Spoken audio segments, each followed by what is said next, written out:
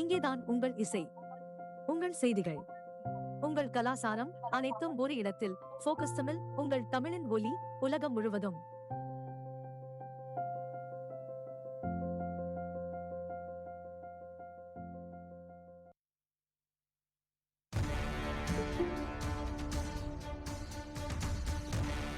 இது ஆஸ்திரேலியாவில் இருந்து ஒலிக்கும் ஃபோக்கஸ் தமிழ்.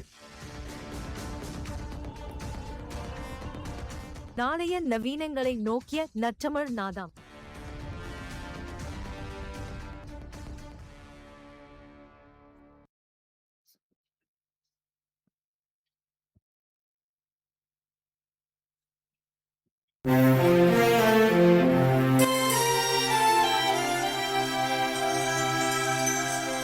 சதுரங்கம், சமகால அரசியல் நிலவர ஆய்வரங்கம்.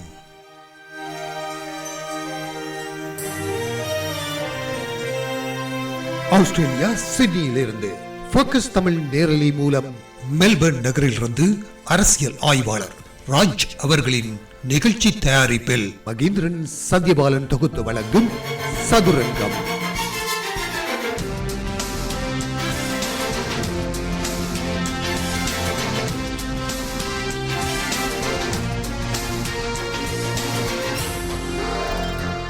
யதார்த்த அரசியல் கள நிலவரங்களை ஆராயும் அரசியல் கள நிகழ்ச்சி. ஆஸ்திரேலிய சிட்னி மெல்பர்ன் நேரம் இரவு 9 மணிக்கு கேட்க தவறாதீர்கள். சதுரங்கம்.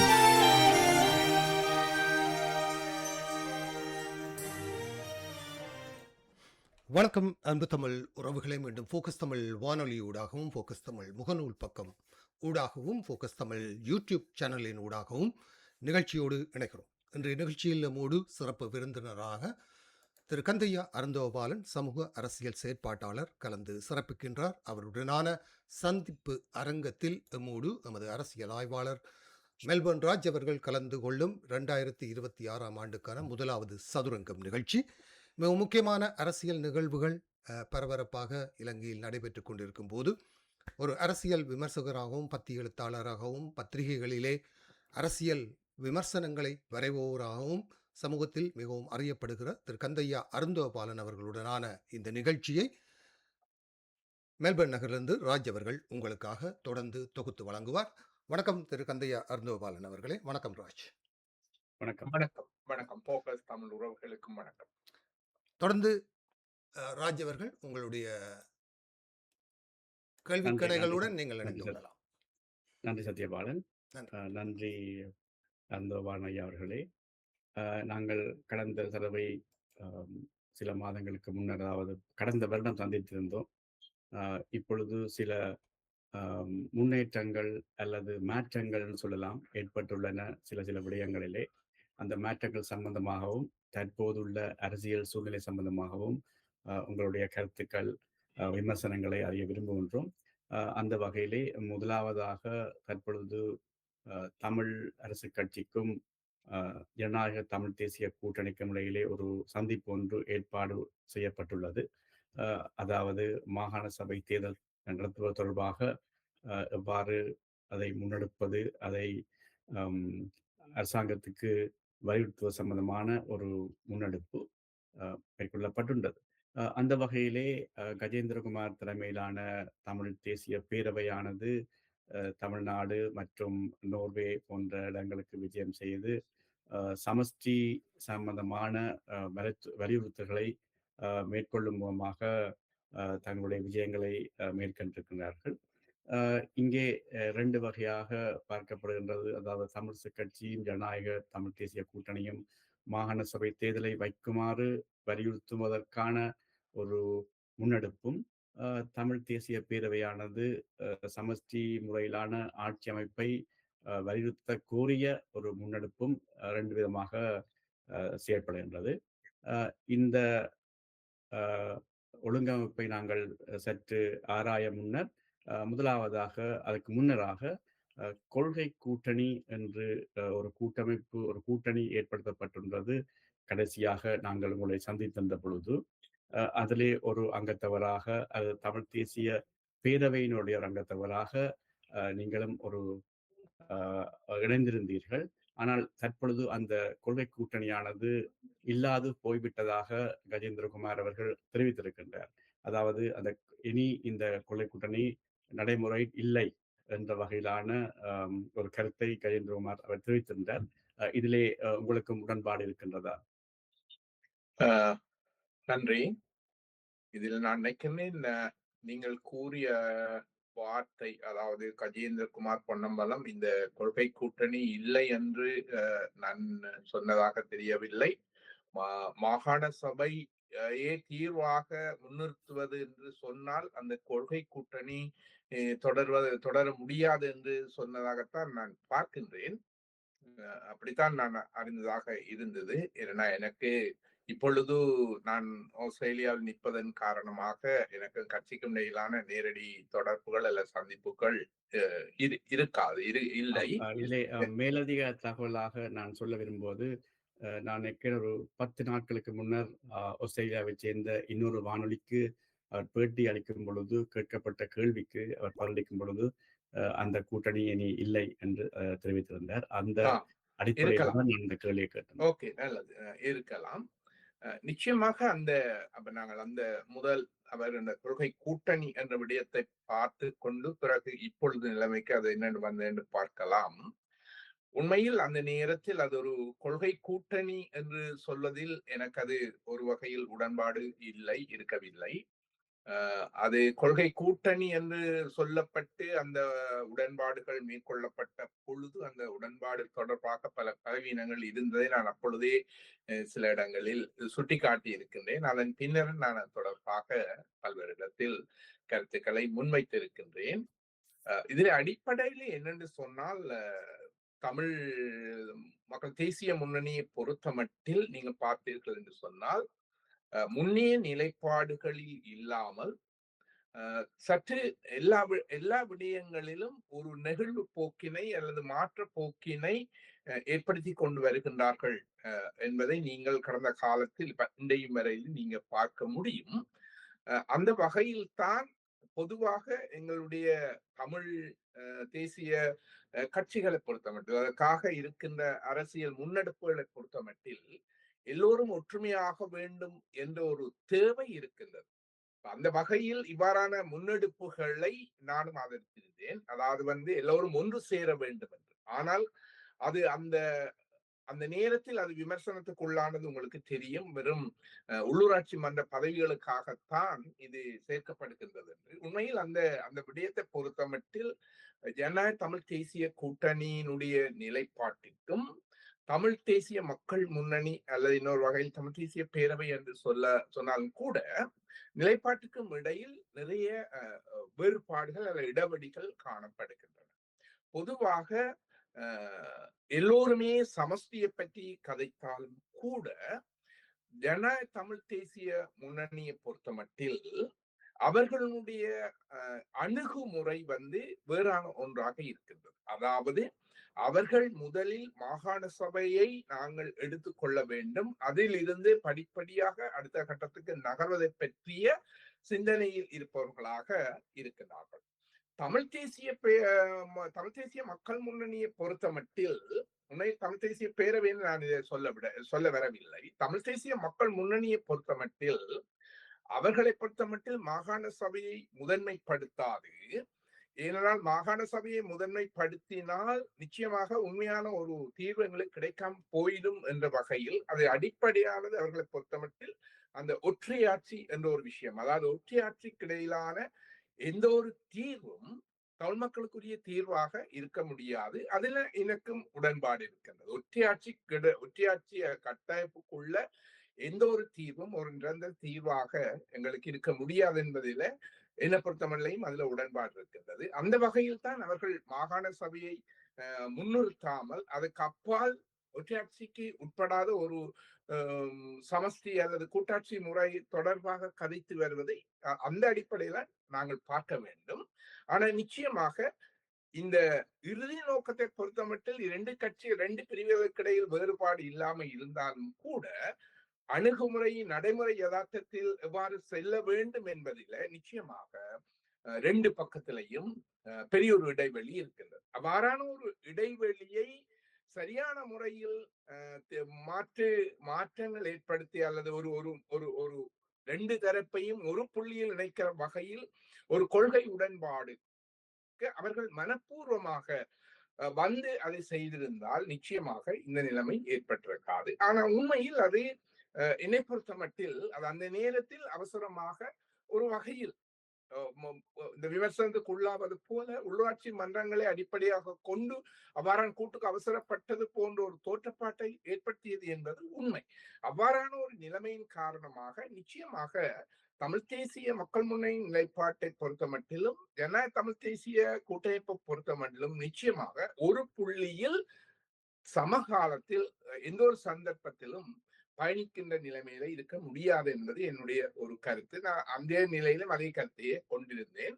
ஆனா நாங்கள் என்னை பொறுத்த மட்டில் நான் தமிழ் தேசிய பேரவையை பொறுத்த மட்டில் குறிப்பாக உள்ளூராட்சி மன்றங்களை முன்னிலைப்படுத்தி அதிலும் குறிப்பா நான் பல இடத்துல சொல்லி இருக்கின்றேன். இந்த உள்ளூராட்சி மன்றங்களை அப்பொழுது இருந்த நிலைமையின் அடிப்படையில் தேசிய மக்கள் சக்தியின் கைவசம் போகாமல் தடுக்கின்ற ஒரு முக்கிய உபாயமாக அதை நான் கருதினேன் ஒழிய அதான் என்னுடைய நிலைப்பாடாக நான் அவர்களுக்கும் அதை சொல்லி இருந்தேன். அதை நான் பல இடத்துல வெளிப்படுத்தி இருக்கின்றேன். அந்த ஒரு நிலைப்பாட்டை பொறுத்த மட்டிலே எனக்கு அதுல உடன்பாடு இருந்தது. எனவே நான் என்ன பொறுத்த மட்டிலே அதை ஒரு கொள்கை கூட்டணி என்று நான் ஒருபோதுமே கருதியதில்லை, இப்பொழுதும் கருத மாட்டேன். ஒருபோதும் அவ்வாறான ஒரு கூட்டணி இந்த ரெண்டு பகுதியினருக்கிடையிலும் உருவாக்கான வாய்ப்பும் பெரும்பாலும் ஏற்படுவதற்கான வாய்ப்பு ஒருபோதும் வருவதற்கு இல்லை என்றுதான் என்னுடைய நிலைப்பாடு. சரி, தற்பொழுது நீங்கள் சொன்ன அந்த கருத்துக்களிலே 2 கேள்விகள். முதலாவது கேள்வியானது, நீங்கள் இப்ப சொல்லியிருந்தீர்கள், தேசிய மக்கள் சக்தியானது உள்ளூராட்சி சபைகளே ஆட்சி அமைப்பதை தடுப்பதற்காக நீங்கள் ஒருங்கிணைந்ததாக. ஆனால் அங்கே பார்க்கும் பொழுது தமிழரசு கட்சியினர் ஆட்சி அமைப்பை தடுப்பதற்காக இவர்கள் ஒன்றிணைந்த மாதிரித்தானே தெரிந்தது. என்று சொன்னால் ஆரம்பத்திலே ஜனநாயக தமிழ் தேசிய கூட்டணியினர் தமிழரசு கட்சியுடன் சேர்ந்து ஆட்சி அமைப்பதற்கான முயற்சிகளை மேற்கொண்டிருந்தார்கள். ஆனால் அது கைகூடாத சந்தர்ப்பத்திலே இங்கே வந்து தமிழ் தேசிய பேரவையுடன் சேர்ந்து தங்களுடைய ஆட்சி அமைப்பதற்காக ஒரு சபையிலே ஆட்சி அமைத்திருக்கிறார்கள். ஏனைய 2-3 சபைகளிலே தமிழ் தேசிய பேரவையானது ஆட்சி அமைப்பதற்கான சந்தர்ப்பத்தை வழங்கியிருந்தார்கள். எனவே இது தேசிய மக்கள் சக்திக்கு எதிராக செயற்பட்டதாக தெரியவில்லை. இதுல 2 விஷயம் இருக்குது. ஒன்று, என்னுடைய நிலைப்பாடு தேர்தலுக்கு முந்தைய நிலைப்பாட்டை நான் சொன்னேன். அதாவது தேர்தலின் ஊடாக தேசிய மக்கள் சக்தி அதிக அளவு ஆசனங்களை பெறக்கூடாது என்பதில் நான் உறுதியாக இருந்தேன். இரண்டாவது, நீங்க சொல்ற அதன் பின்னராக இவை எடுத்த முன்னெடுப்பு. அதிலையும் நீங்கள் சொல்றது இந்த நோக்கத்துக்காகத்தான் அவர்கள் செய்தார்கள் என்ற ஒரு நிலைப்பாட்டை நீங்க எடுத்தீர்கள். உண்மையில் அப்படி அல்ல. அதுக்கான முயற்சி நீங்க சொன்னது போல முதலில் தமிழரசு கட்சியும் தமிழ் தேசிய கூட்டணியும் கதைத்தார்கள். ஆனா அவர்கள் அந்த சபைகளுக்கான அவர்களுடைய அந்த முன்வைப்புகள், தேவைப்பாடுகள் அல்லது அவர்களுடைய அந்த கோரிக்கைகள் அது தமிழரசு கட்சி நிராகரித்ததன் காரணமாகத்தான் திரும்ப தமிழ் தேசிய பேரவையுடன் அவ்வாறான கூட்டுக்கு அவர்கள் செல்ல வேண்டி இருந்தது என்று என்னுடைய ஒரு கருத்தாக இருக்கின்றது. மற்றபடி தமிழரசு கட்சியை வரவிடாமல் தடுக்கிற ஒரு நோக்கம் என்பதை விட அந்த கிட்டத்தட்ட சமபலமாக இருந்த சபைகளில் தாங்கள் ஆட்சி அமைக்க வேண்டும் என்ற ஒரு நிலைப்பாட்டிலே அவர்கள் அந்த முன்னெடுப்பை செய்திருப்பதாக நான் கருதுகிறேன்.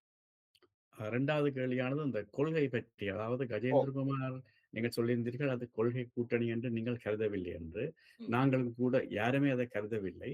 ஆனால் கஜேந்திரகுமார் அவர்கள் அதை நியாயப்படுத்தியிருந்தார். எப்படி என்று சொன்னால், ஜனநாயக தமிழ் தேசிய கூட்டணியையும் தங்களுடைய கொள்கைக்கு அமைவாக நாங்கள் மாற்றிவிட்டோம், அதிலே வெற்றி கண்டிருக்கின்றோம், அதன் காரணமாகத்தான் ஒற்றை ஆட்சியை நாங்கள் முழுமையாக நிராகரிக்கின்றோம் என்ற அந்த வாசகத்தை அந்த உடன்படிக்கையிலே பூத்தக்கூடியதாகவும் அதை அவர்களை ஏற்றுக்கொள்ள பண்ணக்கூடியதாகவும் இருந்ததுன்னு சொல்லியிருந்தார். இல்ல, நிச்சயமாக அந்த வாசகங்களை நாங்கள் பார்த்தோம்னா அந்த வாசகத்துல நிறைய பலவீனங்களான வாசகங்கள் இருக்கின்றது. அது முதலே சுட்டி காட்டப்பட்ட ஒரு விஷயம். எல்லோரையும் ஒன்றிணைக்கின்ற ஒரு தேவை இருக்கு. நான் ஆரம்பத்தில் சொன்னது போல எல்லோரையும் ஒன்றிணைக்கின்ற ஒரு தேவை எங்களை பொறுத்தமட்டில் இருக்கின்றது என்பதில் 2 கருத்து இருக்க முடியாது. அவ்வாறு இணைக்கக்கூடிய ஒரு சந்தர்ப்பத்தை அவர் எதிர்பார்த்து அந்த முன்னெடுப்பை அவர்கள் மேற்கொண்டிருக்கலாம். அது வேறு விஷயம். ஆனால் நிச்சயமாக அவ்வாறான ஒரு முன்னெடுப்பு வெற்றியளிக்க மாட்டாது என்பது என்னுடைய ஒரு அபிப்பிராயமாக இருந்தது. நிச்சயமாக இப்பொழுதும் அது எனக்கு இருக்கின்றது. அப்ப அந்த வகையில நான் சொல்லுவேன், அவர்கள் அவ்வாறு ஒரு கொள்கை கூட்டண்டு அது சொல்லப்பட்டாலும் கூட சில வேளையில் அது அந்த நோக்கத்தில், அதாவது அவர்களும் எங்களோட வருவார்கள், இவ்வாறான நிலையில நாங்கள் முன்வைக்கலாம் என்று அவர் கருதி இருக்கக்கூடும். ஆனாலும் யதார்த்தம் அவ்வாறானதாக இல்லை என்பதுதான் என்னுடைய கருத்து. சரி. அப்படியானால் நாங்கள் கடந்த முறை உங்களுடன் பேட்டி காணும் பொழுது நாங்கள் சுட்டிக்காட்டியிருந்தோம். அதாவது 4வது வாசகமானது சொல்லப்பட்டிருக்கின்றது. 11வது திருத்தச் சட்டத்தை இறுதியான தீர்வாக ஏற்றுக்கொள்வதில்லை என்று சொல்லப்பட்டிருந்தது. ஓ, அந்தக்கு கேட்கப்பட்ட கேள்விக்கு நீங்கள் சொல்லியிருந்தீர்கள் உங்களோட பதிலாக, இந்த வாசகம் பூத்தப்பட்டது என்னன்னு சொன்னால், அவர்களையும் இந்த கூட்டுக்கு கொண்டு வருவதற்கான ஒரு ஒத்திசைவாகத்தான் இந்த நிச்சயம். வாசகம் பூத்தப்பட்டதாக சொல்லியிருந்தீர்கள். ஓ, அதைத்தான் இப்பொழுது நீங்களும் அதே சாரப்படத்தான் கருத்து தெரிவித்திருக்கின்றீர்கள். ஓ. அப்படியானால் இப்பொழுது அவர்கள் அ எடுக்க நடவடிக்கைக்கும், அந்த வாசகத்துக்கும் அ அ முரண்பாடு இருப்பதாக தெரியவில்லையே! இல்ல நிச்சயமாக அதான் நான் சொன்னேன் தானே. எல்லாருடைய இறுதி நோக்கும் அது இந்த கட்சி என்னன்னா, அவர்கள் சொல்கின்ற அந்த இறுதி நோக்கு என்பது ஒரு சமஷ்டியை நோக்கியது. இந்த 13ஆம் திருத்தத்திற்கு அமைய உருவாக்கப்படுகின்ற அந்த அரசியல் தீர்வு, குறிப்பாக மாகாண சபை முறைமை என்பது ஒரு தீர்வாக இருக்க முடியாது என்பது. அதை எல்லாருமே அதை ஏற்றுக்கொள்கிறார்கள். ஆனால் இங்கே எங்கே முரண்பாடு வருகின்றது என்றால், தமிழ் தேசிய கூட்டணி போன்ற கட்சிகள், ஏன் தமிழரசு கட்சியும் கூட இந்த மாகாண சபை முறைமையை நாங்கள் ஏற்றுக்கொண்டு நடைமுறைப்படுத்துவதன் ஊடாக அடுத்த கட்டத்துக்கு நோக்கி நகர முடியும் என்ற ஒரு கருதுகோளை அவர்கள் முன்வைக்கின்றார்கள், அல்ல அப்படி நகர முயற்சிக்கின்றார்கள், அப்படி சிந்திக்கின்றார்கள். ஆனால் இந்த சிந்தனை தமிழ் தேசிய மக்கள் முன்னணியை பொறுத்த மட்டும் இல்லை. அதுக்காக அவங்க மாகாண சபை தேர்தலை எதிர்க்கின்றார்கள் என்றோ அல்லது தேர்தல் நடக்கக்கூடாது என்றோ அது அல்ல. அதை அவர் வலியுறுத்தாமல், அவர்கள் ஒற்றையாட்சிக்குள்ள இவ்வாறான தீர்வுகள் ஒரு நிரந்தர தீர்வாக நடக்க முடியாது, ஏற்க முடியாது. அதிலும் உண்மை இருக்க நாங்கள் ஏற்றுக்கொள்ள வேண்டும் என்னென்றால், ஒன்று இவ்வாறான ஒரு தீர்வை இவ்வளவு போராட்டங்களின் ஊடாக ஒரு தீர்வை நாங்கள் தீர்வென்று சொல்லி இடத்துல ஒரு ஒரு ஒரு தடையை அல்லது ஒரு முடிவை முற்றுப்புள்ளியை வைத்து விட்டோம் என்றால், சில வேளைகளில் அங்கால நகர்ந்து செல்ல முடியாமல் போய்விட்டால் என்ற ஒரு ஐயம் இருக்கக்கூடும். இரண்டாவது விஷயம், எப்பொழுதுமே ஒற்றையாட்சிக்குள்ளான எந்த ஒரு தீர்வையும் எங்களுக்கு ஒரு நிரந்தர தீர்வாக இருக்க முடியாது. ஏன் நாங்கள் அதை சொல்லுகின்றோம் என்றால், அவர்கள் எப்பொழுதும் அதை திரும்ப பெற்றுக் கொள்வதற்கான வாய்ப்பு நிச்சயமாக இருக்கும். நீங்கள் பார்த்தீங்கன்னா தெரியும், இந்த மாகாண சபை முறைமையை பொறுத்தமட்டிலேயே அந்த 11ஆம் திருத்தத்துக்கு அமைவான முழு தீர்வும் வரவில்லை. அது ஒரு புறம் இருக்குது. அதே போல வழங்கப்பட்ட மாநச முறைக்கு வழங்கப்பட்ட நடைமுறையில் இருந்த தீர்வுகளை கூட, அதாவது அதிகாரங்களை கூட பல சந்தர்ப்பங்கள்ல அவர்கள் படிப்படியாக அது பிரேமதாச காலத்திலே இருந்தே படிப்படியாக பறித்ததையும் நாங்கள் பார்க்கிறோம். இதுக்கான வாய்ப்பு இந்த ஒற்றையாட்சி கட்டமைப்பு தான் அவர்களுக்கு வழங்குகின்றது. ஏனென்றால் இங்கே ஒரு அதிகார பங்கீடு இல்லாமல் அதிகார பகிர்வு ஒரு திணைக்களம் அல்லது கூட்டு தாபனங்களுக்கு கொடுப்பது போன்ற ஒரு நிலைப்பாடு அங்கே காணப்படுகிறது.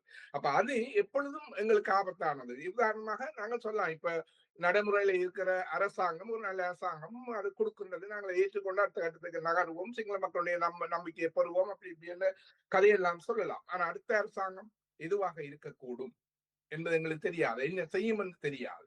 அப்ப நாங்கள் இடத்துல முற்றுப்புள்ளியை வைத்து விட்டோம் என்றால் பிறகு அங்கால நகர்வதற்கான வாய்ப்புகளும் சில வேளை இல்லாம போயிடும். நான் அதை முற்றுப்புள்ளியை வைத்து நகர முடியாது என்று சொல்லவில்லை, ஆனால் அதற்கான வாய்ப்புகள் சில வேளை இல்லாமல் போய்விட்டால், அது வேறு ஒரு நிலைக்கு போயிட்டு இருந்தால் எங்களுக்கான அந்த தீர்வு என்பது சில வேளைகளில் இல்லாம போயிடும். எனவே எங்களுடைய எங்கள் மக்களுக்கான ஒரு வடக்கு கிழக்கு ஒரு தமிழ் தேசியம், ஒரு தேசிய இனம், ஒரு பாரம்பரிய வாழ்வுரை கொண்ட எங்களுக்கானது இந்த இலங்கையினுடைய ஒரு பாரம்பரிய குடிமக்கள், சிங்கள மக்களுக்கு இருக்கக்கூடிய அதே உரிமைகள் எங்களுக்கு இருக்கின்ற சம உரிமை எல்லாம் இருக்கின்றது. எனவேதான் நாங்கள் அவ்வாறான ஒரு தீர்வை முன்னிறுத்தி போவதுதான் நிச்சயமாக சிறப்பாக இருக்கும். பேச்சுவார்த்தையில சில வேளையில விட்டு கொடுத்து சில விஷயங்களை செய்தது என்பது வேறு. ஆனா எப்பொழுதும் டிமாண்ட், எங்களோட கோரிக்கை கேள்வி என்பது எங்களுக்கு ஒரு நியாயமான உச்சமான ஒரு தீர்வாக இருக்க வேண்டும் என்பதில ரெண்டு கருத்து இருக்க முடியாது தானே. சரி. அடுத்ததாக தமிழ் தேசிய பேரவையினுடைய தமிழக விஜயத்தை பற்றி நாங்கள் அலசி ஆராய்வோமானால், அவர்கள் தமிழக அரசியல் கட்சிகள் பலவற்றை சந்தித்திருக்கிறார்கள். சில கட்சிகள் சந்திக்க மறுத்துள்ளன. ஓ, சில கட்சிகளை சந்திக்க அவர்கள் விரும்பவில்லை. ம். இதை நீங்கள் எப்படி பார்க்கிறீர்கள்? ஓ, இந்த இடத்துல இது ஒரு நல்ல விஷயம் என்றுதான் நான் பார்க்கின்றேன். வரவேற்கக்கூடிய விஷயம் என்றும் பார்க்கிறேன். ஆனால் இன்னொரு வகையில் இது காலம் கடந்து விட்டதாகவும் நான் கருதுகிறேன். இந்த இடத்திலேயும் தமிழ் தேசிய மக்கள் முன்னணியுடைய முன்னெடுப்பை நீங்க பார்த்தீங்கள் என்று சொன்னால், நான் முன்னர் சொன்ன அதே வார்த்தையை பயன்படுத்துகிறேன். யதார்த்தத்துக்கு ஏற்ப பல விஷயங்களை அவர்கள் புரிந்து கொண்டு நடக்கிற செயற்பாடுகள்ல இறங்கி இருக்கின்றார்கள் என்பதை இதன் கூடாக நாங்கள் பார்க்க வேண்டும். நாம் முன்னர் இந்த இந்தியாவை ஒரு எதிர்ப்பு சக்தியாக எதிர்த்தரப்பாகவே கதைத்து வந்தவர்கள். அது மாத்திரமல்ல, இப்ப ஏன்னா தமிழ் தேசிய கூட்டணியை சார்ந்தவர்கள் உட்பட இந்தியாவினுடைய ஒரு அடிமைகள் அல்லது புரோக்கர்கள் என்ற வார்த்தைகள் எல்லாம் பயன்படுத்தினதெல்லாம் உங்களுக்கு தெரியும். அந்த ஒரு நிலைப்பாடு இருந்தது. அப்ப அவ்வாறான ஒரு நிலைப்பாட்டை அவர்கள் யதார்த்தத்தை, அதாவது இதுதான் யதார்த்தமான விஷயம் என்று ஏற்றுக்கொள்கிறார்கள், தங்களை மாற்றிக் கொள்கிறார்கள் என்றால் நான் கருதுகிறேன். அவ்வாறான ஒரு நிலைப்பாட்டுல எங்களை பொறுத்தமட்ட எங்களுடைய பலம், இந்த போராட்ட பலம் அல்லது உரிமைகளை வென்றெடுப்பதற்கான ஒரு மக்களின் திரட்சி என்பது முக்கியமா 3 விஷயங்கள்ல இருக்குன்னா முன்னர் சில இடங்கள்ல சொல்லியிருக்கிறேன். ஒன்று, தமிழ் மக்கள், இங்க இருக்கக்கூடிய தமிழ் சக்திகள் மக்கள் ஒரு திரட்சியாக வர வேண்டியது. 2வது, புலம்பெயர்ந்திருக்கக்கூடிய தமிழ் மக்கள் அதே நோக்கத்தோட அதே இதன் கீழே, கொடியின் கீழே ஒரு திரட்சியாக வர வேண்டியது.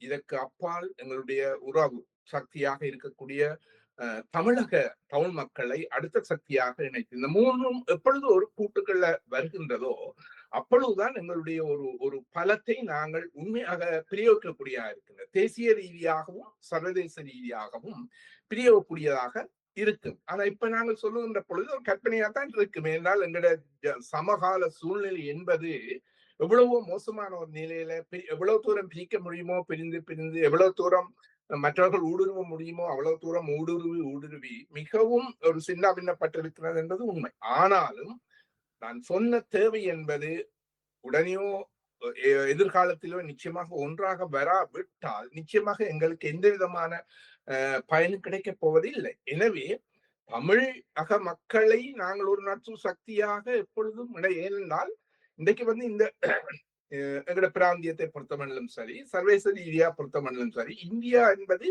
ஒரு வல்லரசு. இந்தியா மீறி எந்த விஷயமும் நடக்காது என்பது எங்களுக்கு தெரிய வேண்டும். அதே வேளையில் எங்களுடைய கடந்த கால கசப்பான அனுபவங்கள் எங்களுக்கு ஒரு வரலாற்று பாடத்தை தர வேண்டும். இன்றைக்கு அதே உலகத்தினுடைய புதிய பொருளாதார ஒழுங்குகள் எல்லாவற்றையும் நாங்கள் தெளிவாக சிந்திக்க வேண்டும். இந்தியாவை மீறி நாங்கள் எதையும் செய்ய முடியாது. நாங்கள் என்னதான் கடந்த காலத்துல இந்தியாவும் சரி நாங்களும் சரி எதிராக மிகவும் மோசமான ஒரு எதிர்நிலையில் நின்று வலிகளை 2 பக்கம் வலிகளை சுமந்தாலும் கூட நிச்சயமாக இந்தியாவை நாங்கள் ஒரு நட்பு சக்தியாக எப்பொழுது வளர்க்கின்றோமோ அப்பொழுதுதான் நாங்கள் எங்களுடைய நோக்கங்களை வெற்றி கொள்ள முடியும் என்று நான் நினைக்கிறேன். அப்ப இந்தியாவின் நட்பு சக்தியாக மாற்றுவதற்கு தமிழகம் நிச்சயமாக முக்கியமானது. அதான் எங்களுக்கு ஒரு கருவியாக இருக்கும். அதன் ஊடாகத்தான் செய்யலாம். கடந்த காலத்தில் அவ்வாறுதான் எங்களுக்கு நடந்தது. எனவே அவ்வாறான ஒரு தமிழ் மக்களையும் தமிழக மக்களை ஒன்று திரட்டுகின்ற அல்லது அவர்களிடையே எங்களுக்கான ஒரு விழிப்புணர்வையும் சார்பையும் ஏற்படுத்துகிறது என்பது நல்ல விஷயம். அதிலே 2 கருத்து இருக்க முடியாது. ஆனால் சமகாலத்திலே எவ்வாறு அதை அணுக வேண்டும் என்பதிலையும், அணுகின்ற பொழுது எவ்வாறு அதை நாங்கள் கையாள வேண்டும் என்பதிலையும் நிறைய கேள்விகளும் சந்தேகங்களும் இருக்கத்தான் செய்யும். சரி. இதிலே அதாவது தமிழக அரசு கூட சில விடயங்களிலே மத்திய அரசிடமிருந்து தங்களுடைய அதிகாரங்களுக்காக போராட வேண்டிய சந்தர்ப்பங்கள் இருக்கின்றன. அண்மையிலே கடந்த 2 மாதங்களுக்கு முன்னர். அப்படி இருக்கும் பொழுது அவர்களே தங்களுக்குரிய உரிமைகளுக்காக மத்திய அரசாங்கத்திடம் போராடி தோல்வி அடைந்த நிலையிலே எங்களுக்குரிய உரிமையை அவர்கள் மூலம் பெற்றுத்தருமாறு கேட்பது எங்களுக்கு சாதகமா இருக்கும் என்று நினைக்கிறேன். இதுல நாங்க இப்படிதான் யோசிக்க வேணும். நீங்கள் சொல்ற எனக்கு அது விஷயங்கள் இப்ப தற்பொழுது இருக்கின்ற இந்திய நிலைமையில், குறிப்பாக மத்தியில் பாரதிய ஜனதா கட்சி ஆட்சியில் இருக்கின்ற பொழுது, குறிப்பாக மாநிலங்களுடைய சுயாட்சி தன்மை தொடர்பாக பல்வேறு கேள்விகள் எழுக்கத்தான் செய்கின்றன. அரசியலமைப்பு ரீதியாகவும் கூட பல்வேறு கேள்விகள் பல்வேறு பொருட்கோடல்கள் எல்லாம் ஏற்படுத்துவதை நாங்கள் பார்த்து கொண்டுதான் இருக்கின்றோம். இந்த வகையில் அவர்கள் முன்னே அதாவது மாநிலங்களை விட ஒன்றுபட்ட இந்தியா என்ற ஒரு ஒரு ஒரு வல்லரசுக்கான ஒரு ஏற்பாட்டை செய்கின்ற ஒரு போக்கில போவது போல் தெரிகின்றது. அது அது அந்த அங்க அந்த அந்த இந்தியாவில் இருக்கக்கூடிய பல்வேறு தேசிய இனங்கள் தொடர்பான ஒரு பிரச்சனை. அவர்கள் போராடுகின்றார்கள், தங்கள உரிமைக்காக போராடுகின்றனர். அவர்கள் தங்கள உரிமைக்காக போராடுகின்றார்கள் என்றால் ஏற்கனவே தரப்பட்ட அந்த உரிமைகளை பறிக்காமல் தடுப்பதும் மேலதிகமான உரிமைகளை பெறுவதற்காகவும் அவர்கள் போராடுகிறார்கள் இல்லையா?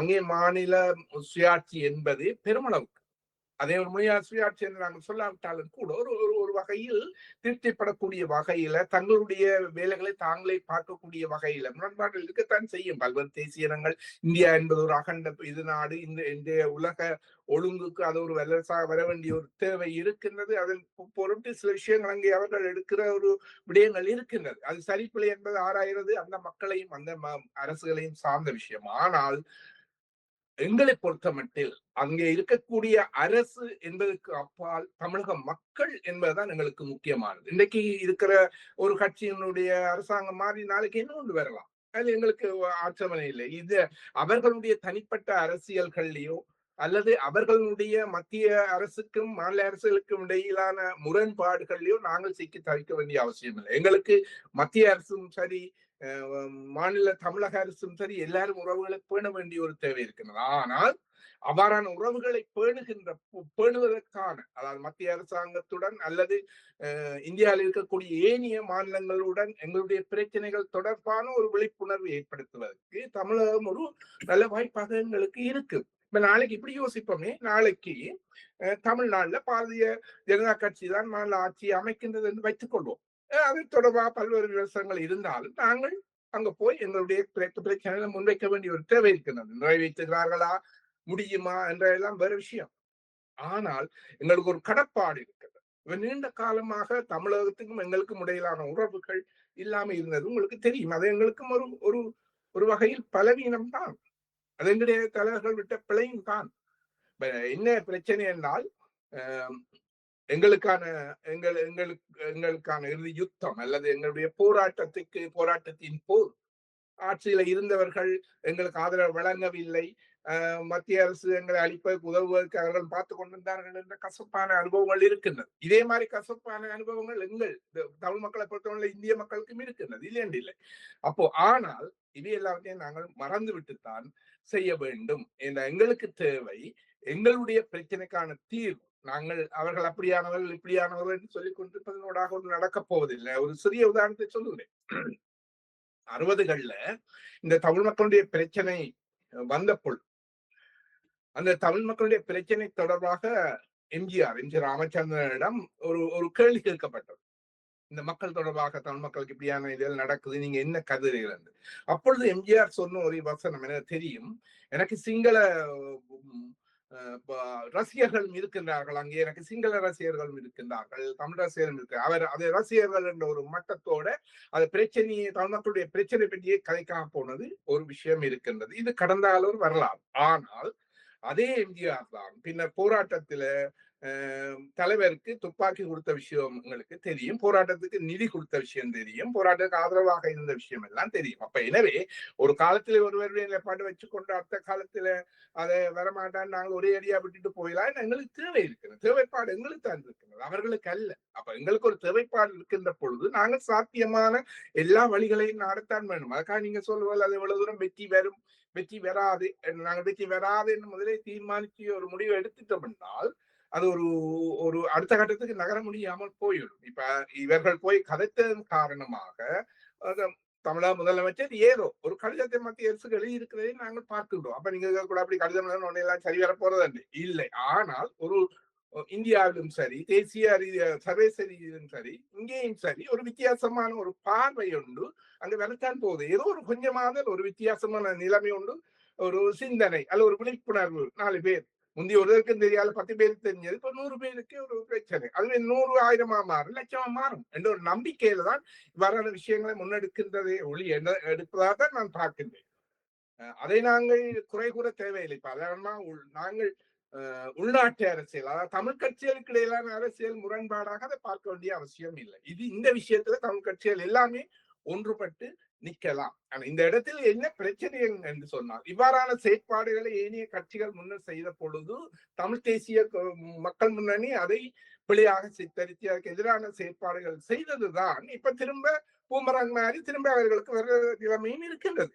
அதையால் அவர்கள் நிச்சயமாக அதை ஏற்றுக்கொண்டுதான் வேணும். நாங்கள் செய்ததுதான் எங்களுக்கு திரும்ப வருது என்ற விஷயத்த அவர்கள் இயக்க வேண்டும். ஆனா என்ன பொருத்தமல்ல, அவ்வாறு நாங்கள் கடந்த இவ்வாறு எங்களுக்குள்ள பிச்சு பிடுங்கன்னு பார்க்க எல்லாரும் ஒன்றுபட்டு ஒரு தீர்மானத்துக்கு வந்து முயற்சி எடுப்பதான் நல்லது. எதுவென்ன இவ்வாறான அணுகுமுறைகள் வரவேற்க வேண்டும் என்றுதான் நான் நினைக்கிறேன். ஒரே ஒரு கேள்வி, அதாவது ஓ தமிழ் தேசிய மக்கள் முன்னணியினுடைய இந்த அரசியல் ரீதியான அவர்களுடைய சில நிலைப்பாடுகளை அவர்கள் மாற்றிக்கொண்டு இருப்பது தொடர்பாக நீங்கள் கருத்து தெரிவித்திருக்கிறீர்கள். ஆனால் அரசியல் ரீதியாக அவர்கள் இந்த மாற்று நிலைப்பாட்டுகளை எடுத்துக்கொண்டாலும் கூட அவர்கள் இப்போது தனியாக சில முயற்சிகளை செய்து கொண்டிருப்பது போல தெரிகிறது. நோர்வேக்கு செல்கிறார்கள், டென்மார்க்குக்கு போகிறார்கள், தமிழகத்துக்கு போகிறார்கள். இதன் பின்னணி என்ன? அதாவது இதன் பின்னணி புலம்பெயர் தமிழர்களுடைய ஒரு சில சக்திகள் அவற்றை ஒழுங்கு செய்வதாக சொல்லப்படுகிறது. இது எந்தளவு தூரம் அங்கு நாட்டிலே இந்த இந்த இந்த விஜயங்களினால் நாட்டில் இருக்கக்கூடிய அரசியல் நிலைமைகளிலே தமிழ் மக்களுடைய அபிலாஷைகளை இது பலப்படுத்துமா, அல்லது எப்படி இந்த நிகழ்வுகள் இருக்கும் என எதிர்பார்க்கலாம்? இந்த விடயம் தொடர்பாக நீங்கள் முதல் சொன்ன அந்த தனிமையில் தனியே செய்கின்றார்கள் என்ற ஒரு விஷயம் சொன்னீர்கள். ஆனா இந்த விடயத்துலதான் நான் நினைக்கிறேன் கஜேந்திரகுமார் பொன்னம்பலம் முதல் தமிழரசு கட்சியை இவ்வாறு நாங்கள் இந்த அரசியல் தீர்வு தொடர்பாக கதைப்போம் கொள்வோம்னா உதறி தள்ளினது தமிழரசு கட்சி தான். அதை நாங்கள் ஏற்றுக்கொள்ள வேண்டும். அவர்கள் நீங்கள் எங்களை நாங்கள் எங்களுக்கு நீங்கள் வாருங்கள். அப்ப இங்கே வந்து ஒரு இங்க வந்து ஒரு வேறு ஒரு நோக்கிலான கட்சி செயற்பாடுதான் இருக்கு.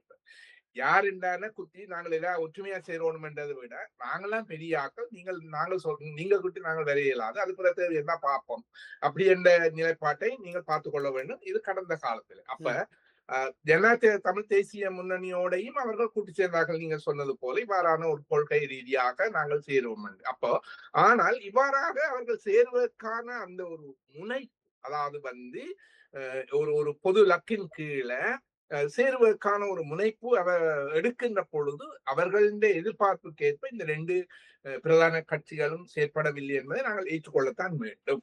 அதை நாங்கள் ஏற்றுக்கொள்ள அவ்வாறான ஒரு நிலையிலே அவர் தனியைத்தான் செய்ய வேண்டும் என்பது ஒன்று. அதற்காக அவர்கள் இவர்களை பெற வேண்டாம் என்று சொன்னதல்ல.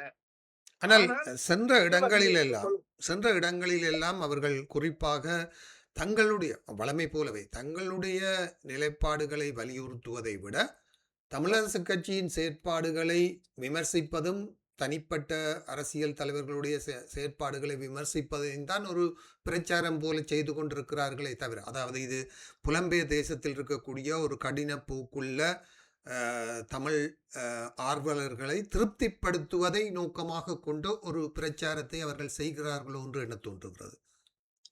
நிச்சயமாக அந்த விடயத்தில் நாங்கள் இதைத்தான் சொல்லணும். என்னென்று சொன்னால், பொதுவாக இவ்வாறான ஒரு பொது நோக்கில் நாங்கள் ஈடுபடுகின்ற பொழுது இயன்ற வரை தனிப்பட்ட கட்சி ரீதியான தனிப்பட்ட தாக்கல்களை தவிர்ப்பதன் மூலம் என்ன நோக்கம் வந்து ஒற்றுமை என்பதாக இருக்கின்ற பொழுது நிச்சயமாக அதுகளை தவிர்த்துக் கொள்ள வேண்டும் என்பதை நான் ஏற்றுக்கொள்கிறேன்.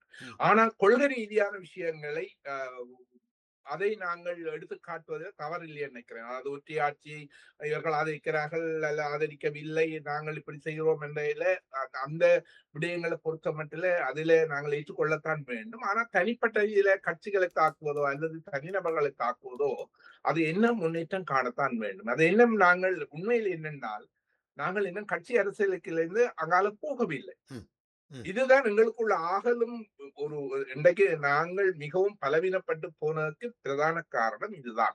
கட்சிகளுக்கு அப்பால நாங்கள் சிந்திக்கிற நிலையில நாங்கள் இன்னும் யாரும் வரவில்லை. அதுதான் அங்க உள்ள பிரச்சனை. கட்சிகள் இருக்கட்டுக்கும் தேர்தல் காலத்தில் வேறு ஆனா கட்சிகளுக்கு அப்பால நாங்கள் சிந்திக்கின்ற ஒரு நிலை வருகின்ற பொழுதுதான் இந்த நிலைப்பாடுகள் இருக்கும். நாங்கள் இதை மற்றவர்கள் எங்களுக்கு எதிர்காலத்துல தேவை நாங்கள் ஒத்து சேரணும் என்றால் நிச்சயமாக இயன்ற வரை தவறு கொள்கை ரீதியான முன்னெடுப்புகள், கருத்து ரீதியான மோதல்கள் வர வேண்டுமே ஒழிய மற்றபடியாக கட்சி ரீதியாக அரசியல் தனிப்பட்ட ரீதியாக கதைப்பதை விட்டுவிடலாம். மற்றது நீங்கள் சொன்னது வெளிநாடு, நீங்க சொன்ன அந்த விஷயத்துக்கு வருகிறேன். வெளிநாடு இன்றைக்கு நீங்க பாத்தீங்கன்னா தெரியும், எல்லா அரசியல் கட்சிகளுக்கு பின்னாலேயும் தனிநபர்களுக்கு பின்னாலேயும் கூட இந்த வெளிநாட்டுல இருக்கிற வெளிநாட்டில் இருக்கின்ற சில அமைப்புகள், தனிநபர்கள், அவர்களுடைய கருத்தேற்றங்களும் நிதி பாய்ச்சல்களும் முக்கியமான ஒன்று. இதுல இரகசியம் ஒன்றுமில்லை. எல்லா கட்சியிலையும் இதுதான் இருக்கு. தேர்தல் காலத்திலும் சரி, இது நீங்கள் சொன்னது போல அவ்வாறு இவர்கள் அழைத்தது அப்படியான புலம்பெயர் மக்கள் ஒரு சாராதான் நிச்சயமா இருக்க முடியும். எல்லாரும் இருக்க முடியாது. இது பரகசியமான விஷயங்கள். அப்ப நீங்க சொன்னது போல அவர்களுடைய கருத்துக்களை அவர்களுடைய கருத்துக்களை ஸ்பீக்கர்ஸ், அதாவது அந்த ஒலிபெருக்கிகளாக அவர்களுடைய கருத்துக்களை எம்ப்ளிமேஷன் என்று சொல்றோம், அதே போல இவர்கள் இருக்கின்றார்களா என்று ஐயப்படுவதற்கான வாய்ப்புகள் நிச்சயமா இருக்கத்தான் வேணும். ஏனென்றால் அந்த ஒரு நிலைமைகள் இருக்கத்தான் செய்கின்றன. அவ்வாறான ஒரு நிலைமைகளை தவிர்க்க வேண்டும் என்பதுதான் எங்களுடைய விருப்பமாகவும் இருக்கின்றது. இதெல்லாம் அதாவது இதை நான் சொன்னேன், இப்ப இங்கே இருக்கின்ற இங்கே எல்லாம் பிளவுபட்டிருத்தல், இதை விட மோசமாக புலம்பெயர் நாடுகள்ல பிளவுபட்டிருக்கின்றது. பிளவுபட்டிருக்கிற மாத்திரமில்ல, அவர் நிதி வெள்ளமுடனும் இருக்கிறார்கள். இங்கே நிதி பற்றாக்குறை ஒன்று இருக்கின்றது. அரசியல் செய்பவர்கள் இங்கே நிதி பற்றாக்குறை ஒன்று இருக்கிறது. அப்ப இவ்வாறான ஒரு நிலையில ஒரு சமரசம் காணுகின்ற பொழுது இந்த கருத்துக்கள், இவ்வாறான முரண்பாடுகளுக்கு நிறைய வாய்ப்புகள் எல்லாம் இருக்கின்றது. அப்ப அங்க இருக்கிற ஒற்றுமையாகி ஒரு குடையின் கீழ் வரணும், இங்க இருக்கிற ஒற்றுமையா ஒரு குடையின் கீழ் வந்தாத்தான் இதையெல்லாம் தீர்க்க முடியும். ஆனா இது இப்போ ஒரு கோட்பாட்டு ரீதியா சிந்திக்கிறோடைய நடைமுறைக்கு எவ்வளவு சாத்தியம் என்றதை ஒரு பெரிய கேள்விக்குறியாக மாறி வருகின்றது. நீங்க சொல்றதுல உண்மைகள் இருக்கின்றன. ஆனால் என்னதான் கோட்பாடு நடைமுறை எங்களுக்கான தேவை ஒன்று இருக்கின்றது. எல்லாம் அழிந்ததன் பின்னர் இன்றைக்கு இவ்வாறான ஒரு நிலையின் காரணமாகத்தான் இன்றைக்கு இலகுவாகவே தேசிய கட்சி ஒன்று தமிழ் மக்களிடையில பிரபல்யம் பெற்று கொண்டது. அது இன்னும் அவையுடைய தளத்தை இன்னும் விரிவாக்கி கொண்டு வருகிறார்கள். ஏனென்றால் அதுக்கு பிறகு நாங்கள் அதற்கு பிறகு நாங்கள் மாற்றத்தை காணவில்லை. நாங்கள் எங்களுடைய நிலைப்பாட்டை மாற்றிக் கொள்ளவில்லை. அப்ப கடைசியில என்ன செய்ய போறோம்னு சொன்னா, எல்லாத்தையும் இழந்து போட்டு கடைசியில துண்டக்காடம் துணிய காணவும் தான் பெரும்பாலும் ஓட வேண்டிய ஒரு நிலைக்கு தள்ளப்பட வேண்டும். நாங்கள் எப்படித்தான் எடுத்துரைத்தாலும் கூட, எடுத்து சொன்னாலும் கூட, கேட்கிற மனநிலையில் தலைவர்களோ கட்சிகளோ இன்று இல்லாத இருக்கிறதால குறுகிய சிந்தனைக்குள்ள தங்களோட கட்சி, எதிர்காலத்துல பதவி, இப்படியான ஒரு குறுகிய வட்டத்துக்குள்ள இருக்கிறார்கள் ஒழிய, இது எதிர்காலத்தில் எப்படி போகும், மக்களுக்கு என்ன இது வரும் என்ற ஒரு நிலைமை, எங்கட அரசியல் என்ன, எங்கட மக்களுக்கான உரிமைகள் என்ன, எங்களை நிலத்துக்கான பாதுகாப்பு என்ன, இதை பற்றி ஒண்ணுமே சிந்திக்கிற ஒரு தன்மை இல்லாம தானே போகின்றது. இதுதான் நாங்க அடிப்படையில் பிரச்சனை. இதுக்காண்டி நான் கஜேந்திரகுமார் பூர்ணமத்தை நியாயப்படுத்தவோ அல்லது மற்றவர்களை நியாயமற்றவர்களாக காட்டவோ என்பது எல்லா இடம் இதே பிரச்சனைகள். இதுல மாற்றங்கள் வராத வரையில் எந்த மாற்றத்தையும் நாங்கள் காண முடியாது. எங்களுக்கு விருப்பம் இல்லாத மாற்றங்கள் தான் நடந்து கொண்டு போகும்.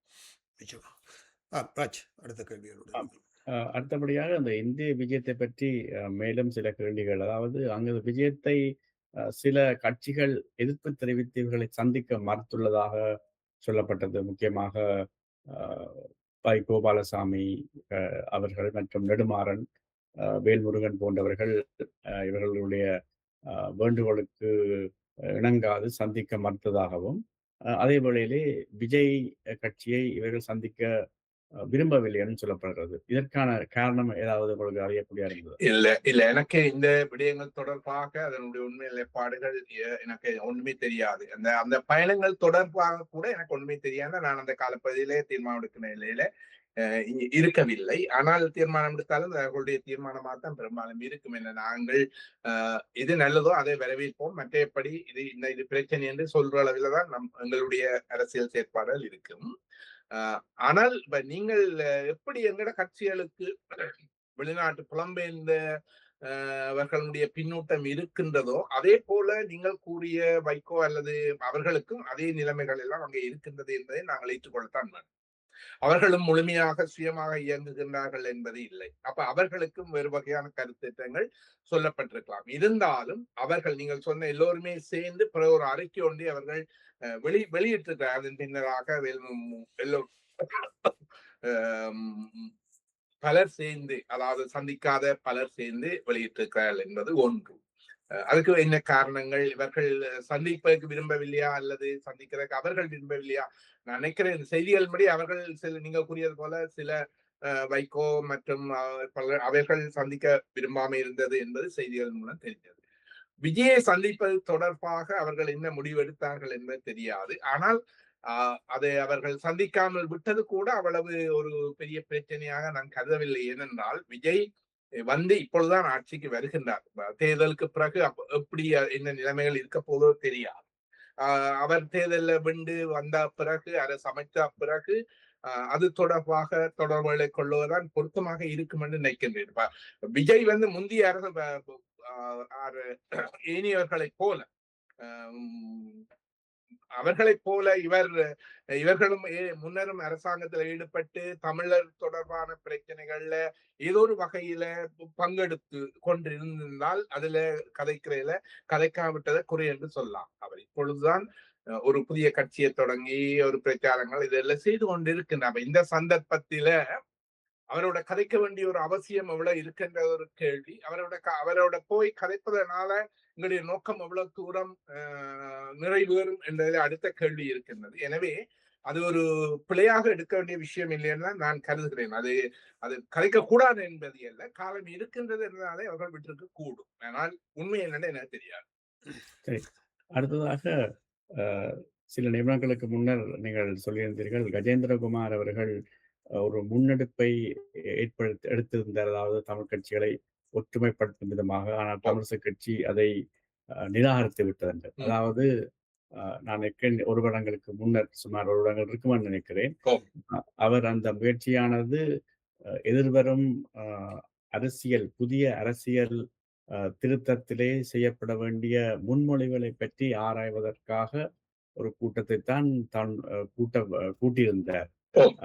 ஆனால் தமிழிசை கட்சியோ அந்த அரசியல் சாசனம் எப்போ வரும் என்று தெரியாது. வரும்பொழுது நாங்கள் அதை பார்த்துக் கொள்ளுவோம், அப்பொழுது நாங்கள் அதை அழைத்து அதை பற்றி தீர்மானிக்கலாம், இப்பொழுது அதற்கான அவசியம் இல்லை என்று அதை நிராகரித்திருந்தார் என்று நான் நினைக்கின்றேன்.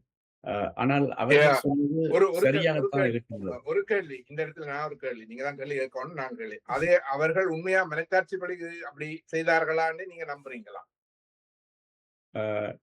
அந்த நிராகரிப்பை இல்ல, அதாவது வந்து எதிர்காலத்துல கதைப்போம் என்ற ஒரு உண்மையான நோக்கத்துக்காக தான் என்பது உண்மையானதா என்ற ஒரு கேள்வி கேட்பேன் சார். நீங்க விட வேண்டாம். அப்ப இவ்வாறாக இருக்கின்ற நீங்க சொல்ற என்ன நீங்கள் சொன்னது போல யார் பெரியவர் என்ற அந்த ஒரு ஈகோ பிரச்சனை இருந்திருக்கலாம்.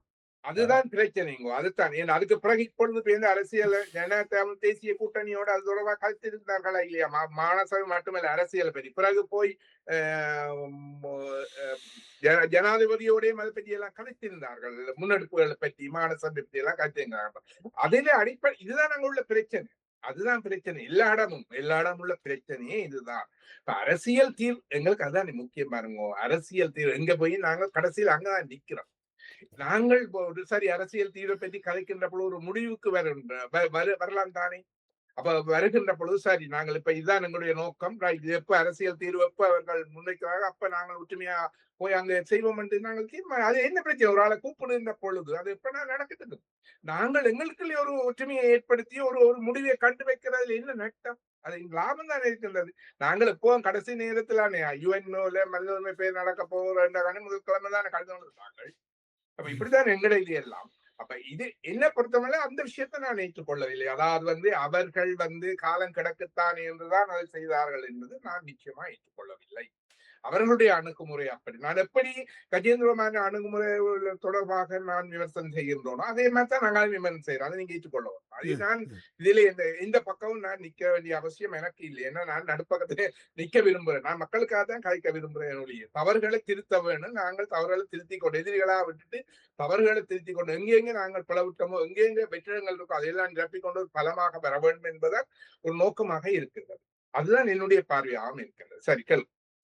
அடுத்ததாக இந்த மாகாண சபை தொடர்பாக இப்பொழுது நடைபெறுமா இல்லையா என்று தெரியாத ஒரு நிலைமையில் இருக்கின்ற பொழுதிலும் கூட சில சலசலப்புகள் பேச்சுவார்த்தைகள் போன்றவை நடைபெறப் போகின்றன, நடைபெற்றுக் ம், கொண்டிருக்கின்றன. ம். உங்களுடைய கருத்துப்படி இந்த மாகாண சபை தேர்தல் இந்த வருடம் நடைபெறும் என்ற ஒரு எதிர்பார்ப்பு இருக்கின்றது. நிச்சயமாக நான் என்னுடைய எதிர்பார்ப்பின்படி மாகாண சபைக்கான தேர்தல்கள் நடக்காமல் விடுவதற்கான சாத்தியப்பாடுதான் கூடுதலாக இருக்கின்றது.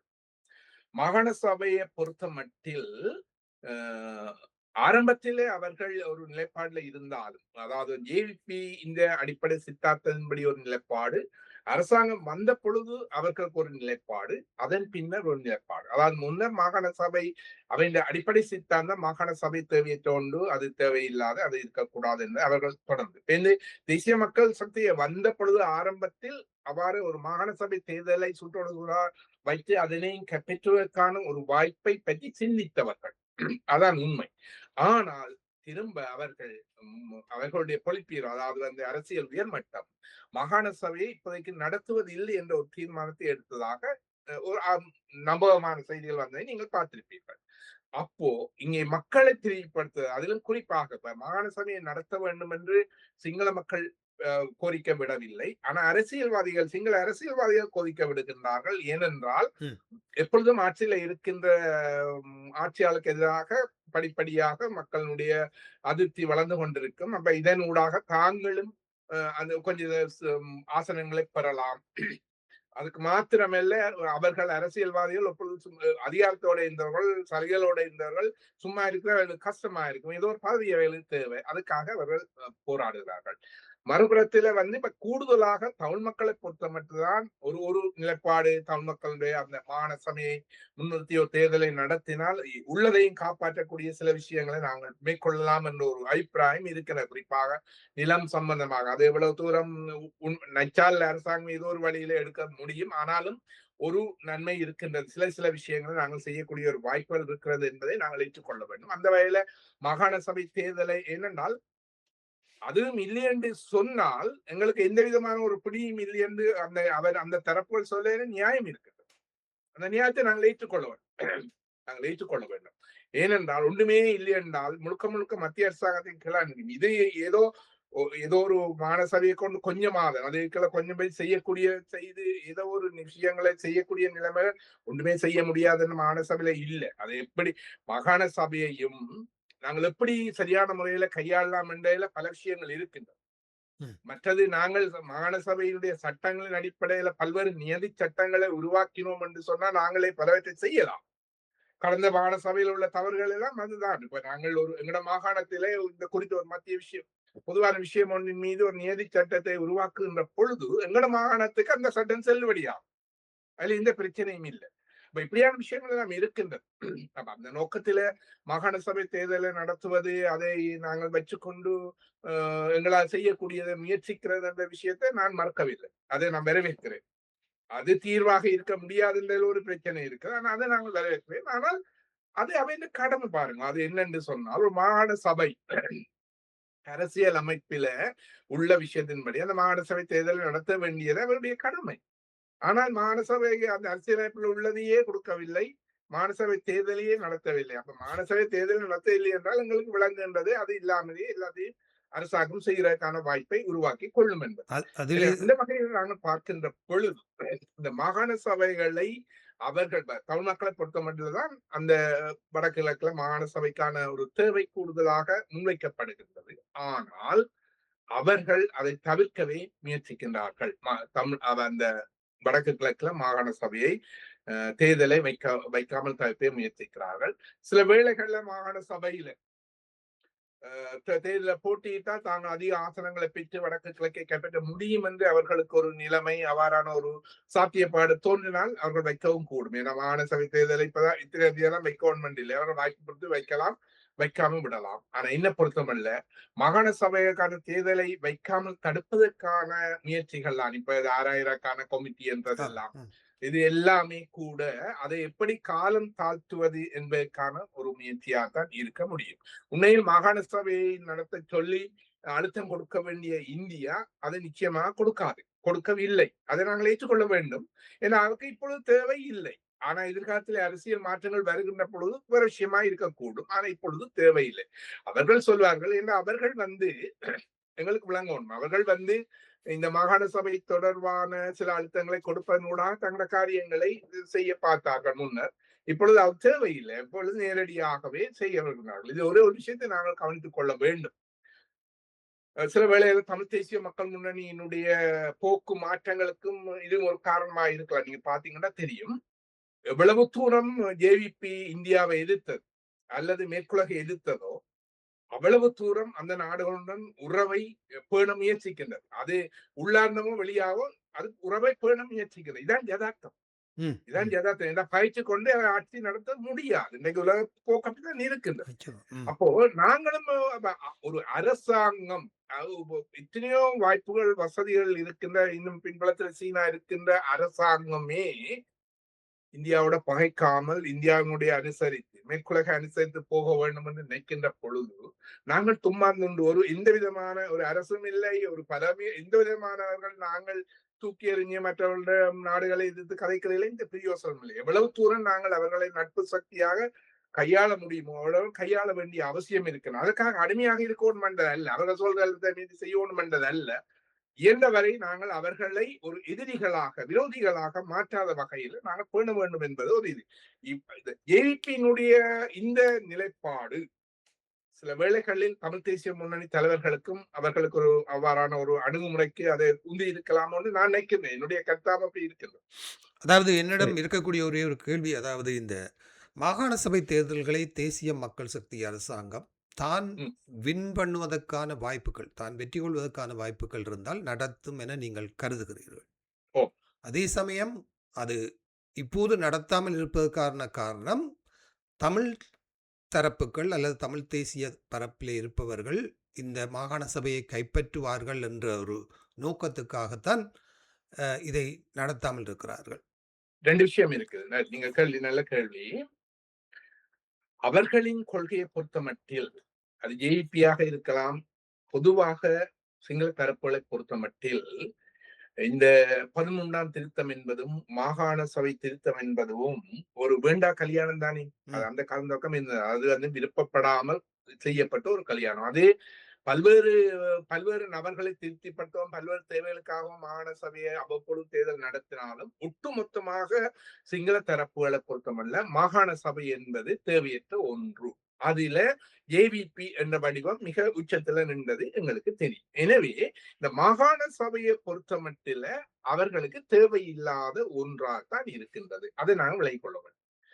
ஆனால் அந்த மாகாண சபை ஒரு அமைப்பு இருக்கின்றது, தேர்தல் வைக்க வேண்டும், அது ஒரு வேறு ஒரு இனம் அதை இதன் கேட்டுக்கொண்டே இருக்கின்றது எண்ணிக்கையில இவர்களும் சர்வதேச ரீதியாக சில திருப்திப்படுத்தவர்களை தங்களை நியாயமானவர்கள் காட்ட வேண்டிய ஒரு தேவை இருக்கின்றது. அப்ப அவர்கள் வைக்க விரும்புகிற ஒரு நிலைமை ஏற்படலாம். அப்ப வருகின்ற பொழுது அதிலையும் அவர்கள் தங்களுடைய நலன் பற்றி இப்ப மாகாண சபை தேவையில்லை என்று அவர் சொல்வதற்கான நோக்கம் அது ஒரு பிரிவினையை உருவாக்கும். அது வேறுபட்ட ஒரு அது உண்மைதான். இப்ப வடக்கு கிழக்கு கொண்டு வருகின்ற பொழுது அது ஒரு வேறுபட்ட ஒரு தன்மை உடையதான ஒரு நிலைமையை அந்த மக்கள் மத்தியில் ஏற்படுத்தும், உண்மை ஏற்படுத்தும். என்ன முதலாவது வடக்கு மாகாண சபை வந்தவுடன் மலர்ந்தது தமிழரசு, தமிழ் என்றுதான் நாங்கள் பார்த்த நாங்கள் தலையங்கங்கள் பத்திரிகையில. அப்ப இதுகளெல்லாம் ஒரு அலர்ஜிக்கானது அவர்களை பொறுத்தமல்ல. அப்ப அந்த நிலைமையை இருக்கின்றது. ஆனால் அதுவே ஒன்றுபட்ட இலங்கை எல்லாம் நாங்கள் எங்களுக்கெல்லாம் இருக்கின்றால் அது கொழும்பு, அதாவது வந்து மேல் மாகாணம் என்ற மத்திய மாகாணம் என்ற வடக்கு மாகாணம் என்ற கிழக்கு மாகாணம் என்ற எல்லாம் எங்களுக்கு தான் இருக்கு, எல்லாம் உண்டு. அதாவது தேசியம் தான், ஒரே இலங்கை என்ற ஒரு எண்ணப்பாடு உருவாக்க முடியும் என்றால் அவர் மாகாணங்களை வைக்கிற. என்னுடைய கேள்வி என்னவென்றால், இப்போது தேசிய மக்கள் சக்தி அரசாங்கமோ அல்லது மத்தியில் இருக்கக்கூடிய எந்த ஒரு கட்சியோ வடக்கு கிழக்கிலே மாகாண சபைகளை கைப்பற்றி அங்கு ஆட்சியை நடத்துமாக இருந்து அங்கு நியதி சட்டங்களை உருவாக்கி ஒரு நிர்வாகத்தை நடத்துமாக இருந்தால் அதை தமிழ் மக்கள் ஏற்றுக்கொள்வார்களா இல்லையா? நிச்சயமாக நீங்கள் அவர்கள் அதை கைப்பற்றி நியதி சட்டங்களை உருவாக்கி அந்த விஷயங்கள் நீங்க சொல்றீங்க. அவர்கள் ஆட்சியில இருந்தால் இங்கே தனிப்பட வடக்கு கிழக்கு என்று எந்த ஒரு நியதி சட்டம் ஏற்படுத்த வேண்டிய தேவை இருக்காது. என்றால் இது இலங்கை முழுவதுக்குமான சட்டங்கள் தான் இங்கேயும் இருக்கக்கூடியது. அதே போல அவர்கள் ஆட்சியில இருக்கின்ற பொழுது அவர்கள் மாகாண சபையில இருக்கின்ற பொழுது ஆட்சி எப்படி நடக்கும்? இப்ப மாகாண சபை இல்லாமல் இருக்கின்ற பொழுது எப்படி அரசு அதிகாரிகள் ஊடாக இது நடக்கின்றதோ அதுதான் நடக்கும். இது மிக இலகுவான உதாரணம். இப்பொழுது இந்த வடக்கில தெரிவு செய்யப்பட்ட பாராளுமன்ற உறுப்பினர்கள் இந்த ஆட்சியிலுடைய அவர்களுடைய வாய்ஸ் அல்ல அதிகாரம் அல்ல செயற்பாடு எப்படியானது, இதுதான் மாகாண சபையிலும் இருக்கும். அதுல ரெண்டு கருத்துக்கு இடம் இருக்க முடியாது. மற்றது மாகாண சபை அவ்வாறு இருக்கின்ற பொழுது மாகாணனுடைய செயற்பாடு எல்லாம் ஒரே இலங்கை என்ற வகையிலான இருக்குமே ஒழிய அது தமிழர்களுக்கான ஒரு ஆட்சி கட்டமைப்பு என்ற ஒரு எண்ணமோ அல்லது செயற்பாடோ எந்த ஒரு சந்தர்ப்பத்திலும் வருவதற்கான வாய்ப்பில்லை. இதுதான் நடக்கும். மற்றபடி அவர்கள் ஆட்சியில இருந்தால் எல்லாம் செய்வார்கள், அரசாங்கம் செய்யறதே மாகாண சபையினூடாக செய்வார்கள். அதுல பெரிய ஒரு வேறுபாட்டை இப்ப இருக்கிறதுக்கும் தேசிய மக்கள் சக்தி மாகாண சபை அமைத்ததற்கு பிறகும் வடக்கு கிழக்கு பகுதிகளிலே தமிழ் கட்சிகள் ஆட்சியை கைப்பற்றினாலும் உருவாக்க போகிற சட்டங்கள் எல்லாம் மத்திய அரசாங்கத்தின் நியமங்களுக்கு உட்பட்ட சட்டங்களாக இருந்தால் மட்டும்தானே அவற்றை அமுல்படுத்துவார். இல்ல மத்திய எங்களுக்கண்டு 3 நிகழ்ச்சிகள் இப்ப மாகாண சபை சட்டத்தை பொருத்தமல்ல 3 நிரல்கள் இருக்கின்றன தானே. மத்திக்கு மாகாணத்துக்கு பொது நிரல் மாகாண சபைக்குரிய சட்டங்களை நாங்கள் நியதி சட்டங்களை நாங்கள் உருவாக்கி கொள்ளலாம். அது அந்த மாகாண சபை இயங்கு மட்டும் அந்த சட்டம் இருக்கும். அதன் பின்னர் அந்த சட்டம் இல்லாம போயிடும். மத்திய அரசாங்க சட்டம் அதை ரீப்ளேஸ் பண்ணும். அப்படிதான் அந்த அமைப்பு இருக்கின்றது. அப்ப இங்கே நியதி சட்டங்கள் என்பது என்னன்னு சொன்னால் நிர்வாகம், நிதி நிர்வாகம், விருத்திகள், நிர்வாகம் சம்பந்தமான விடயங்களுக்கானது ஒழிய இங்க இதோட நியதி சட்டம் மத்திய அரசோட எதிர்ப்பதற்கான நியதி சட்டம் அல்ல. உதாரணமாக நாங்கள் தொல்பொருள்களை நாங்கள் வழக்கமானது எவ்வாறு பேணுவது என்று அதுக்கென்று ஆனால் தொல்பொருள் போகுது, மத்திய போகுது. ஆனாலும் அதுக்கு சில நிலங்கள் வரையறைகள் என்று சில செய்யலாம். அதுக்கு நாங்கள் சில தடுப்புகளை போட முடியும். இப்பதைய மாதிரி செய்யாமல் தடுப்புகளை போட முடியும். அப்படியான இதெல்லாம் உருவாக்கி கொள்ள முடியும். அப்ப அந்த நியதி சட்டங்கள் என்பது நிச்சயமாக ஆளுநருடைய அனுமதியோடு தான் அது செய்யப்படும். ஆனால் அந்த நியதி சட்டங்களை அவர்கள் நிராகரிக்கிறதுக்கான ஒரு வாய்ப்பை நாங்களே ஏற்படுத்த வேண்டும். எங்களுக்கு தேவை, எங்களோட மக்களுக்கு தேவையான விஷயங்கள் செய்ய. இன்னொரு கேள்வியாக நான் கேட்பது, மத்திய அரசாங்கத்தின் அனுசரணையுடன் நாங்கள் மாகாண சபைகளை திறம்பட நடத்துவோம் என்ற ஒரு இணக்கப்பாடு தமிழ் கட்சிகளுக்கும் மத்திய அரசாங்கத்துக்கும் ஏற்படுமாக இருந்தால் இன்னும் சிறப்பாக ஆட்சியை கொண்டு நடத்தக்கூடிய வாய்ப்புகள், ஒத்துழைப்புகள் மத்திய அரசாங்கத்திடம் இருக்கக்கூடிய வாய்ப்புகள் இந்த தேசிய மக்கள் சக்தி அரசாங்கத்திடம் பொதுவாக இருப்பதாக கருதலாமா? இல்ல, நிச்சயமாக என்னென்னால் எங்கட மாகாண சபை முறைமே பொருத்த மட்டும் இல்ல அல்லது எங்கட உள்ளூராட்சி இதுன்னா மத்திய அரசாங்கத்துடன் இணக்கப்பாடு இல்லாட்டில் அது வரும் கோதுதான். ஏற்கனவே கோது துப்புரவா ஒன்றும் இல்லாம போயிடும். இதெல்லாம் அதான் இது ஒரு சுயாட்சி இல்ல தானே. உதாரணமாக மாகாண சபைக்கு நிதி மூலங்கள் எதுவுமே இல்லை. மத்திய அரசாங்க வரவு செலவு திட்டத்தில் மாகாண சபைக்கான ஒதுக்கீடு மட்டும்தான் இருக்கின்றது. உள்ளூராட்சி மன்றங்கள் கூட வரிகளை பெற்றுக் கொள்ளலாம். சோலை வரியோ அந்த வரி இந்த வரி எல்லாம் பெற்று வருமானம் பெறலாம். மாகாண சபைக்கு அப்படி எந்த விதமான வரி விதிப்புகளினூடாக வருமானம் பெறுவது இல்லை. மத்திய அரசாங்கத்தினுடைய ஒதுக்கீடுகள் மட்டும்தான் அதுக்கு இருக்கின்றது. அப்ப அப்படியான ஒரு கட்டமைப்பு இருக்கு. அதுதான் அதோட பலவீனங்கள். அப்படியான ஒரு கட்டமைப்பு இருக்கின்ற பொழுது ஒரு மத்தியில இருக்கிற அரசாங்கம் அமைச்சுகளுடன் உறவுகள் இல்லாட்டி என்னத்தை நாங்க நடத்த முடியும்? அவங்க ஒதுக்குற சரி இந்த காசா உங்களுக்கு இருக்குது, நீங்கள் இதை செய்து கொள்ளுங்கள் என்று சொன்னால் தானே நாங்கள் எவ்வளவு கோரலாம். ஆனா கொடுக்குறாங்கல்ல. இன்றைக்கு ஒரு வகையில் சுயாட்சி உள்ள தமிழ்நாட்டிலேயே தான் நடக்குது. அவர்கள் கோர்றதுல இருந்து மிக 10-15% தான் மத்திய அரசு ஒதுக்கு. கடந்த மாகாண சபையின் போது அமைச்சர் இப்போது பாராளுமன்றம் இருக்கக்கூடிய சத்தியமூர்த்தி அவர்கள் வெளிநாட்டு உதவிகள், வைத்தியசாலைகளிலே கட்டிடங்களை கட்டுவதற்கான உதவிகளை பெற்று மத்திய அரசாங்கத்தின் அமைச்சரோடு இணைந்து பல வைத்திய வசதிகளை கிளிநொச்சி, மந்திகை போன்ற ஆஸ்பத்திரிகளுக்கெல்லாம் பெற்றுக் கொடுக்க ஒரு வாய்ப்பு இருந்தது. அவற்றை தன்னம் பெற்றுக்கொள்வதற்கான ஒரு ஆர்வத்தை, ஒரு அரசியல் செயற்பாட்டை தமிழ் கட்சிகள் முன்னெடுக்கலாம் தானே?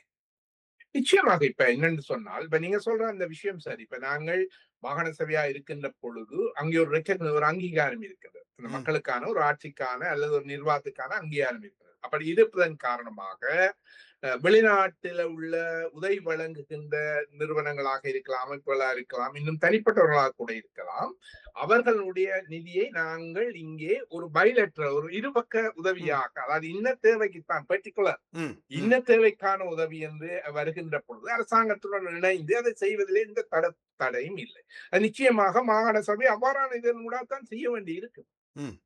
ஆனா நிச்சயமா அரசாங்கம் தான் அதை தீர்மானிக்க போகுது. சில வேலை வேற இல்லை, அது உங்களுக்கு விடையிலாண்டாக தடுக்கலாம். அதுக்கு அந்த உரிமை அவைக்கு இருக்கின்றது. ஆனால் இந்த ஒரு அரசாங்கம் இவ்வாறு வருகின்ற பொழுது, மற்றது ஒரு மாகாண சபை மத்திய அரசு இணக்கப்பாட்டை இருக்கின்ற பொழுது பெருசாக அவ்வாறான வாய்ப்புகள் ஏற்படுவதற்கு இல்லை. அப்ப அந்த நீங்க சொல்ற மாதிரி மாகாண சபை ஒரு ஆட்சி முறை என்பது நிச்சயமாக மத்திய அரசாங்கத்தை எதிர்த்து கொண்டு நடத்த முடியாது. மாகாண சபை நடத்துவது என்பது வேறு, உரிமைகளுக்கான போராட்டம் என்பது வேறு. இந்த ரெண்டையும் வேறுபடுத்தி பார்ப்போம்.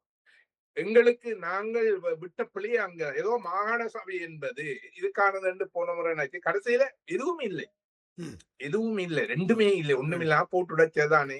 இந்த மாகாண சபை இப்ப மாகாண சபையை பற்றி நாங்கள் கதைக்கிறோம் என்று சொன்னால் மாகாண சபை அதிகாரம் இதுதான். அப்ப அவ்வாறு இருக்கின்ற பொழுது அதனோட மக்களுக்கு சேவை செய்யறேன்னா இப்படி செய்யலாம், இந்த முறையெல்லாம் செய்யலாம், அது செய்ய வேண்டும்.